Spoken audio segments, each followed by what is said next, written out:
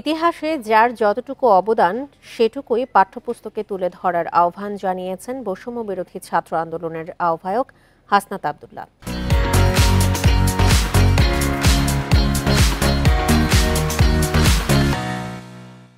সকালে রাজধানীর নায়েম ভবনে জুলাই শিক্ষা অধিকার সংসদের উদ্যোগে আয়োজিত আলোচনা সভায় এই আহ্বান জানান তিনি।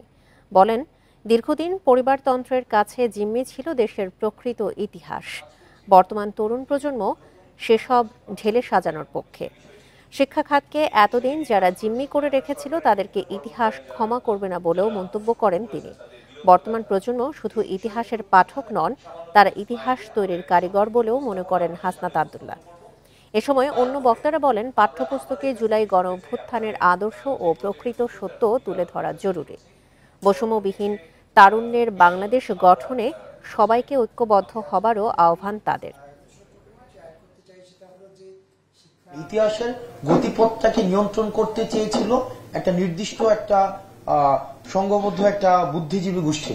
ইতিহাসের আসলে বিকাশ ঘটেনি, এটা কিছু ব্যক্তি, কিছু পরিবার, এটা একটা হিস্টোরিক্যাল একটা হিজেমনি ক্রিয়েট করেছে, এটা পরিবারতন্ত্র ক্রিয়েট করেছে, একটা যেটার